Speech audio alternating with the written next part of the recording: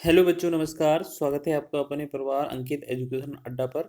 आज हम बात करने वाले हैं RRB NTPC, RRB group D और आरपीएफ के प्रीवियस ईयर एग्जाम के क्वेश्चन के बारे में। और आज हमारा ये 168वां सेट है और इसमें हम जो बात करेंगे ज्योमेट्री, जो आपका ज्यामिति से संबंधित आपका क्वेश्चन बनता है उससे बात करने वाले हैं। बहुत ही बेहतरीन क्वेश्चन है, एग्जाम में पूछे हुए। लिखा है त्रिभुज एबीसी के कोण बी और कोण सी के आंतरिक समद्विभाजक डी पर मिलते हैं। यदि कोण ए बराबर 75 डिग्री है तो बी डी सी का माप ज्ञात कीजिए। अगर आपको इस तरीके से क्वेश्चन दिखा जाए तो सबसे पहले आपको क्या समझना है कि चित्र किस टाइप से बन सकता है। तो यहाँ पर हमने देखा कि ए बी सी इस तरीके से एक त्रिभुज होगा। बोला है बी का समद्विभाजक अंदर की तरफ और सी का समद्विभाजक यहाँ पर कहाँ पर मिलते हैं, ये डी पर मिलते हैं। अब बोला है अगर हमारा ये ए का जो वैल्यू है वो 75 डिग्री है तो आपका ये बी डी सी, आपका ये बी डी सी ये कोण कितना होगा।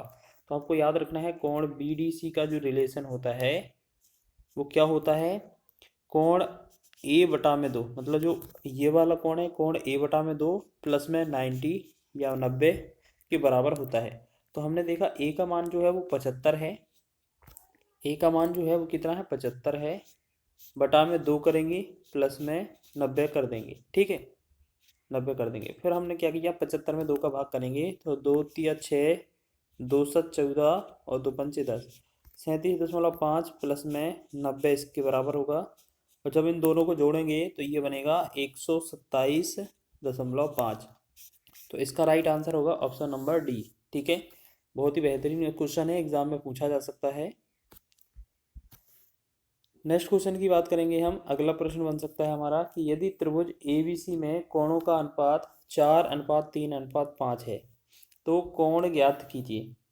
अब आपको क्या करना है, अगर तीन आपको पता है तीनों कोणों का योग कितना होता है 180 के बराबर होता है। तो ये तीनों का अनुपात देखेंगे 4 3 7 और 7 5 12, यानी कि जो 12 अनुपात का वैल्यू है वो आपका 180 के बराबर है। और अगर एक का वैल्यू पूछा जाएगा 12 एकम 12, 12 एकम 12, 12 पंचे 60, यानी कि एक अनुपात का जो वैल्यू है वो 15 आया। अगर आपसे 4 अनुपात का वैल्यू पूछा जाए तो 4 × 15 करेंगे तो ये 15 × 4 = 60 होगा। ठीक है, आप पूरा करने की जरूरत ही नहीं है क्योंकि सिर्फ एक ही विकल्प ऐसा है जिसमें पहला कोण 60 दिया हुआ है और सारे अलग हैं, लेकिन फिर भी आपको दिखा देते हैं। दूसरा है 3 अनुपात, तो 3 × 15 होगा, तो 3 3 15 × 45 हो जाएगा। ठीक है, तब भी सही है दूसरा भी। तीसरा है 5 अनुपात, तो ये 5 × 15 होगा, तो 15 5 75 हो जाएगा। ठीक है, तो हमने देखा कौन कौन सा 60 हो गया, 45 हो गया, 75 होगा। तो ऑप्शन नंबर बी इसका राइट है, एग्जाम में पूछा गया था। ग्रुप डी के एग्जाम में बहुत ही बेहतरीन क्वेश्चन है, एग्जाम में पूछा जा सकता है। नेक्स्ट क्वेश्चन करेंगे हम। अगला प्रश्न है हमारा 3 सेंटीमीटर भुजा वाले समबाहु त्रिभुज का क्षेत्रफल ज्ञात कीजिए। समबाहु त्रिभुज का जो क्षेत्रफल होता है, समबाहु त्रिभुज का क्षेत्रफल वो होता है √3/4 ए स्क्वायर। ठीक है, ए स्क्वायर का मतलब भुजा का स्क्वायर, तो √3 लिखेंगे बटा में 4 गुणे में ए स्क्वायर। ए का मतलब है 3 का वर्ग, 3 का वर्ग लिख देंगे। तो यहाँ पर √3/4 गुणे में 3 × 3 = 9 हो गया, ये हो गया। ठीक है, अब इस तरीके का विकल्प आपको दिया नहीं है, लेकिन अंडरवुड के अंदर सारी वैल्यू ऊपर वाली जो वैल्यू है अंडरवुड के अंदर है, तो ये जो 9 का वर्ग जाके अंदर गुणा हो जाएगा। तो ये 3 गुणे में 9 × 9 = 81, यानी कि ये वर्ग अंदर कर देंगे तब इसे अंडरवुड लगा देंगे बटा में 4। तो हम करेंगे 3 × 3 = 3 × 24, तो 243/4, अंडरवुड के अंदर 243/4 है। तो ये बटा वाला ऑप्शन नंबर सी इसका सही है। या आप पहले ही चेक कर सकते थे कि नीचे हमारा 4 है तो सिर्फ एक ही विकल्प में 4 दिया था, बाकी सभी अलग थे। आगे देखेंगे, नेक्स्ट क्वेश्चन है क्रमशः डी और ई, क्रमशः डी और ई एक त्रिभुज एबीसी की भुजाओं AB और AC के मध्य बिंदु है। BC बराबर 6 सेंटीमीटर है और D समांतर BC है, तो D की लंबाई ज्ञात कीजिए। तो आपका एक जो त्रिभुज है वो इस तरीके से है। ठीक है, यहाँ पर A B और C दिया है। अब BC समांतर D है, जो D है जो कि D और E AB और AC के मध्य बिंदु है, यानी कि इस तरफ से इस तरफ का मध्य बिंदु क्या है, एक तरफ D है एक तरफ E है। अब हमें दिया क्या है, आपसे बी सी का वैल्यू 6 दिया है इसका वैल्यू, और हमसे डी ई का वैल्यू पूछा है। कभी भी ये क्वेश्चन दिया जाए डी ई का वैल्यू और डी समांतर बी सी हो, तो आपको याद रखना है जो आपका बी सी होगा, बी सी उसका बटा 2 कर देना, आपका आंसर हो जाएगा। तो बी डी सी का मतलब, ये बी सी का मतलब 6 सेंटीमीटर, बटा में 2 करेंगे तो ये बनेगा 3 सेंटीमीटर। तो 3 सेंटीमीटर आपका बी ऑप्शन इसका राइट हो जाएगा। ठीक है, इस तरीके का क्वेश्चन बनेगा तो आपको ऐसे ही हल करना है। नेक्स्ट क्वेश्चन है पांचवा, 6 सेंटीमीटर, 8 सेंटीमीटर और 10 सेंटीमीटर भुजा वाले समकोण त्रिभुज के परिवृत्त का क्षेत्रफल ज्ञात कीजिए। अब देखिए यहाँ पर क्या है, क्वेश्चन में 6, 8, 10 तीनों भुजाएं दे दी हैं और बोला है कि ये समकोण त्रिभुज है। अगर समकोण त्रिभुज है तो कंडीशन क्या रहती है आपकी, आपको याद रखना है अगर ये त्रिभुज क्या है, समकोण है। अगर वो लिखते समकोण तो ठीक है, नहीं लिखते तो हमें चेक करना पड़ता है ये समकोण है कि नहीं है। पाइथागोरस त्रिक लगाते दोनों तरफ पार्ट जो है वो बराबर आते तो हम कह सकते थे समकोण त्रिभुज है। अगर उन्होंने पहले ही दे दिया है तो हमें इन सब में तीनों भुजाओं में से ये चेक करना है बड़ी भुजा कौन सी है। तो 10 भुजा बड़ी है, इससे हमें परिवृत्त वृत्त की त्रिज्या मिलेगी। तो परिवृत्त वृत्त की जो त्रिज्या बनेगी वो क्या करेंगे, जो 10 है 10 के बटा में 2 करेंगे, यानी कि जो सबसे बड़ी भुजा है उसको आधा करना है।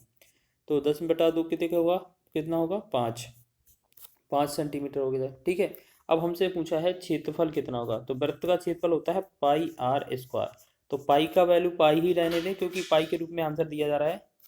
आर स्क्वायर का मतलब 5 का वर्ग, 25 पाई इसका राइट आंसर हो जाएगा। अब हम चलेंगे नेक्स्ट क्वेश्चन की ओर। चलिए नेक्स्ट क्वेश्चन देखते हैं। लिखा है क्वेश्चन, 3 सेंटीमीटर, 4 सेंटीमीटर और 5 सेंटीमीटर भुजा वाले एक त्रिभुज पर अंतःवृत्त और परिवृत्त खींचे गए हैं। इस प्रकार निर्मित अंतःवृत्त की त्रिज्या और परिवृत्त की त्रिज्याओं का अनुपात क्या होगा। देखिए अगर आपको इस तरीके का क्वेश्चन मिले तो आपको सबसे पहले करना क्या है कि आपको ये समझना है क्वेश्चन में दिया क्या क्या है। आपको 3 भुजा दी होंगी और आपको चेक करना है क्या वो समकोण त्रिभुज है। अधिकतर ज़्यादातर जो क्वेश्चन है वो समकोण त्रिभुज पर ही बनेंगे। ठीक है, अधिकतर जो ज़्यादातर क्वेश्चन है वो समकोण त्रिभुज पर ही बनेंगे। तो आपको याद रखना है जैसे आपका जो समकोण त्रिभुज है इस तरीके से है। ठीक है, ये यहाँ पर 90 डिग्री है और यहाँ पर एक त्रिभुज बनाया गया है, वृत्त बनाया गया है, और एक इस तरीके से भी बड़ा वाला वृत्त बनाया गया है। ठीक है, तो आपसे क्या है पूछा है, बड़ा वाला और छोटा वाला दोनों की त्रिज्या बताइए। पहले तो ये अंदर वाले की त्रिज्या निकालेंगे, यहाँ से यहाँ तक सभी जगह समान होगी। तो अंदर वाले की त्रिज्या कैसे निकलती है, जो आपकी तीनों भुजाएं हैं उनमें अंतःवृत्त त्रिज्या, मतलब अंतःवृत्त को हम R1 मान लेते हैं। अंतःवृत्त की जो त्रिज्या है वो R1 मानते हैं। तो हमें कैसे निकालेंगे, जो तीनों भुजाओं में से छोटी भुजाएं हैं 3 + 4 उनको जोड़ देना है, तीसरी जो बड़ी भुजा है उसको घटा देना है और बटा में 2 करना है। तो 3 4 7, 7 में 5 क्या 2, 2 बटा 2 क्या करेंगे हमारा हो जाएगा 1, मतलब अंतःवृत्त की त्रिज्या आ गई 1। अब बाह्य वृत्त की बात करेंगे, बाह्य वृत्त कैसे निकलेगा, बाह्य वृत्त की त्रिज्या। तो बाह्य वृत्त की त्रिज्या हम R2 मानते हैं, वो कैसे निकलेगा, इन तीनों भुजाओं में सबसे बड़ी जो भुजा कर्ण होती है उसका बटा में 2 कर देना। ठीक है, उसका बटा में 2 कर देंगे हम, तो ये बनेगा 5/2। तो हमने देखा इनका जो अनुपात पूछा जाएगा, अनुपात जो पूछा जाएगा वो क्या है, R1/R2 हमें चाहिए। तो हम क्या करेंगे कि 1/5/2, ये हम ऊपर ले जाएंगे 2 को। ठीक है, तो ये बनेगा 2/5। इसका जो आंसर बनेगा वो हमारा होगा 2/5, इसका राइट आंसर बन जाएगा। एग्जाम में पूछा जा सकता है, बहुत ही बेहतरीन क्वेश्चन है क्योंकि अंतःवृत्त और परिवृत्त पर बहुत क्वेश्चन पूछे जाते हैं। अब यहाँ पर एक क्वेश्चन देखिएगा, यहाँ पर लिखा है PQ उस वृत्त का व्यास है जिसका केंद्र O है। यदि उस वृत्त पर एक बिंदु R स्थित है और RPO का मान 39 है तो RQP का मान ज्ञात कीजिए। तो आपको क्या करना है, यहाँ पर एक वृत्त लेना है, यहाँ पर इस तरीके से वृत्त हो जाएगा। फिर बोला है यहाँ पर एक जो बीच में केंद्र O है और इनकी एक जीवा है, इसे हम नाम देते हैं PQ, जो कि जीवा जो है वो व्यास के रूप में है। बोला गया है ऊपर या नीचे कहीं भी आप एक वैल्यू, एक पॉइंट फिक्स कर लें कि यहाँ पर कौन सा फिक्स है, ये आपका जो है R फिक्स है, और R से दोनों P और Q को मिला दिया तो यहाँ पर जो एंगल बनेगा वो हमेशा 90 डिग्री बनेगा, क्योंकि अर्धवृत्त पर बना कोण 90 अंश होता है। आप कहीं भी चाहे आप यहाँ से लेकर यहाँ बनाते, मतलब आप कहीं भी यहाँ से लेकर यहाँ बनाते तब भी आपका यहाँ जो बनता है वो 90 डिग्री ही बनता है।